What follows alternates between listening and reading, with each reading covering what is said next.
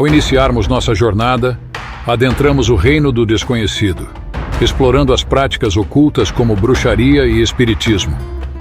Notavelmente, o Novo Testamento, em 1 Timóteo 4:1, associa o crescente fascínio pelo ocultismo aos sinais do fim dos tempos. O Espírito Santo nos adverte que no futuro alguns abandonarão a fé, seduzidos por espíritos enganadores e ensinamentos demoníacos. O ocultismo, definido como o segredo sobrenatural, é exemplificado por práticas como magia negra e satanismo. Recordamos os magos Janes e Jambres, que desafiaram Moisés, avançando para o embate entre Moisés, Arão e o faraó no Egito, conforme Êxodo 7 e 8.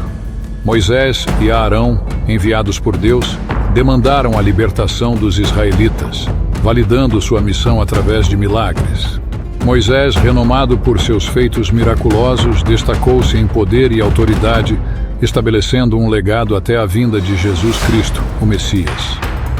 Na comissão divina, Deus habilitou Moisés a operar maravilhas, como demonstrado no episódio da sarça ardente, Êxodo 4:1-8. Diante das incertezas de Moisés, Deus manifestou sua presença transformando um cajado em serpente. A narrativa se entrelaça com a resistência dos magos do faraó, que tentaram emular os milagres de Moisés. Êxodo 7:8-13.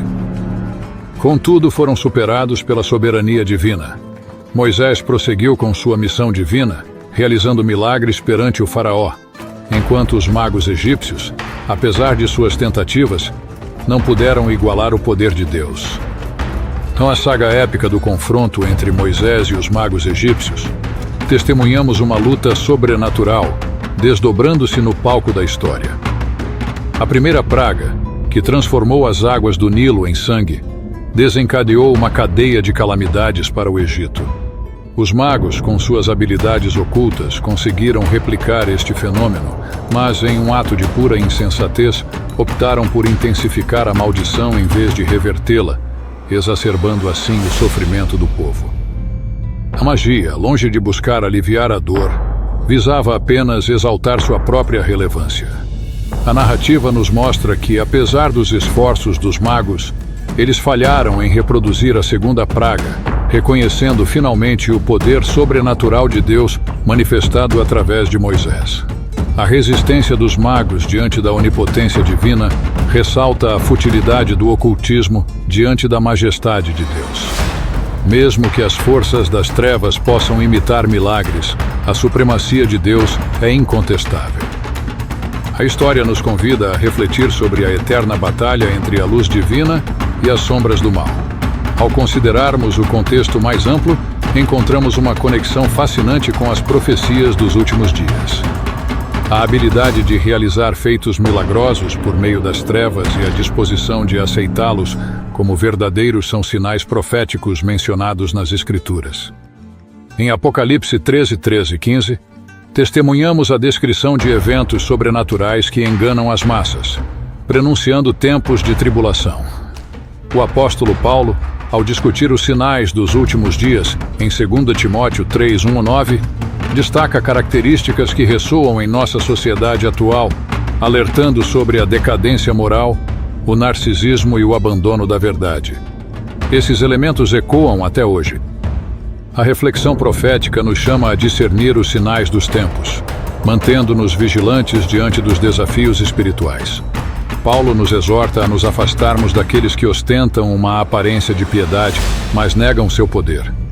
Este é um apelo à vigilância espiritual, resistindo à sedução de promessas enganosas e permanecendo fiéis ao verdadeiro poder de Deus. O entendimento das Escrituras ilumina nosso caminho em meio às complexidades dos últimos dias. Assim como Janes e Jambres se opuseram a Moisés, devemos nos posicionar firmemente contra a oposição ao divino. Nos tempos finais surgirão aqueles que desafiarão a verdade, com mentes corrompidas que os tornam incapazes de abraçar a fé. No entanto, sua insensatez se tornará clara para todos. Assim como Janes e Jambres, os magos egípcios que desafiaram Moisés, esses enganadores em Éfeso resistem à verdade. Embora seus nomes não sejam explicitamente mencionados no Antigo Testamento, Eles são reconhecidos como os principais feiticeiros convocados pelo faraó para replicar os feitos milagrosos de Moisés. De maneira similar, os impostores em Éfeso se opõem à verdade com suas mentes distorcidas. Contudo, como Janes e Jambres, suas limitações serão expostas, e eles serão forçados a reconhecer, ainda que relutantemente, a glória de Deus. Paulo, em suas cartas, adverte que milagres, ou pelo menos a ilusão deles, são ferramentas de Satanás.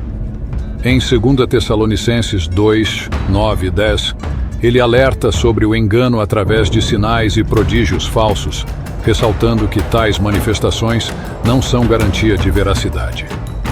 Satanás, mesmo nos tempos modernos, tem suas limitações, e Deus permanece soberano. O texto enfatiza a necessidade de buscar a verdade na palavra de Deus, pois sem ela prevalece a escuridão. A advertência é direta. Satanás pode se disfarçar de anjo de luz, mas é um enganador. Os verdadeiros soldados de Cristo estão prontos para resistir às suas ciladas, encontrando a verdade unicamente na palavra de Deus. Apesar dos progressos tecnológicos e descobertas científicas, o fascínio pelo ocultismo persiste. A curiosidade inata e a busca por soluções simples para os dilemas da vida continuam a seduzir muitos. No entanto, o texto nos alerta que o envolvimento com o ocultismo, embora possa parecer inofensivo no início, pode se tornar uma armadilha da qual é difícil escapar. O ocultismo atrai as pessoas com promessas sedutoras e informações tentadoras, mas sua essência é governada por demônios. Esse engano continua, e a procura por respostas imediatas pode levar a um declínio espiritual. A verdade, conforme destacada nas Escrituras, é a única fonte confiável contra as trevas do ocultismo. É crucial entender o perigo extremo do envolvimento com o oculto, uma prática que Deus adverte severamente contra, como demonstrado em sua orientação aos israelitas. Conforme prescrito em Levítico 26, aqueles que buscam médiuns, invocam os mortos ou se entregam ao espiritismo, enfrentarão exclusão da comunidade e a ira divina. A igreja de Éfeso, como descrito em Atos 19, 17 e 20, rejeitou veementemente a magia e os artefatos ocultos. A manifestação do poder de Deus inspirou muitos a confessarem e renunciarem suas práticas mágicas. Os praticantes de magia queimaram seus livros, avaliados em 50.000 peças de prata, em um ato público, fortalecendo assim a influência da palavra do Senhor. O episódio dos filhos de Seva exemplifica a rejeição total das forças demoníacas. Os cristãos confessaram seus pecados e destruíram seus livros de magia, cortando todos os laços com o mal. A confissão e a destruição desses livros desmascararam a crença no poder secreto da magia. As nações vizinhas de Israel estavam imersas em práticas abomináveis aos olhos de Deus, como adivinhação e bruxaria. Deus outorgou ao seu povo o poder de expulsar essas nações, pois tais práticas eram repugnantes à sua vontade. Paulo e Silas, em sua viagem pela ilha de Chipre até Pafos, encontraram um falso profeta e feiticeiro conhecido como Bar-Jesus, que estava associado ao procônsul Sérgio Paulo, um homem em busca do conhecimento da palavra de Deus e da salvação eterna por meio da fé em Cristo. Pafos, na costa oeste de Chipre, era conhecida por sua imoralidade e obscuridade espiritual. Nesse contexto, Barnabé e Saulo enfrentaram um embate entre a imoralidade e a escuridão espiritual, um reflexo do paganismo do Império Romano. A primeira jornada missionária de Paulo serve de cenário para a história de Elimas. A igreja em Antioquia, movida pela oração, jejum e direção do Espírito Santo, escolheu Barnabé e Saulo para a missão. Elimas, cujo nome sugere filho de Jesus, ou filho do Salvador, opôs-se aos esforços missionários tentando desviar o procônsul da fé.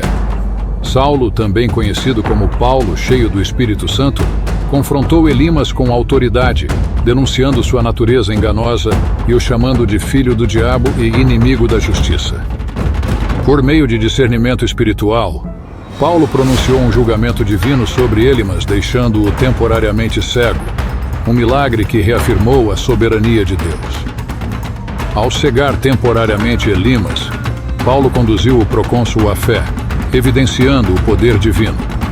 A resistência enfrentada pelos missionários reforça sua missão. A cegueira de Elimas reflete a transformação de Paulo e a justiça de Deus. A narrativa adverte sobre as consequências espirituais de desviar outros da verdade. A história de Elimas, sem arrependimento, motiva a busca sincera por Deus. A cegueira do feiticeiro guia o governador Sérgio Paulo à conversão ao cristianismo. A narrativa alerta contra o ocultismo e a importância de discernir as artimanhas de Satanás. É vital manter-se firme na fé e revestir-se da armadura de Deus para enfrentar batalhas espirituais. A luta espiritual vai além do físico, enfrentando entidades malignas. A Bíblia adverte sobre os riscos de buscar o sobrenatural sem a orientação do Espírito Santo, cuja santidade é crucial para uma busca verdadeira. A pureza espiritual é vital, pois existem espíritos maléficos que operam além do Espírito Santo de Deus.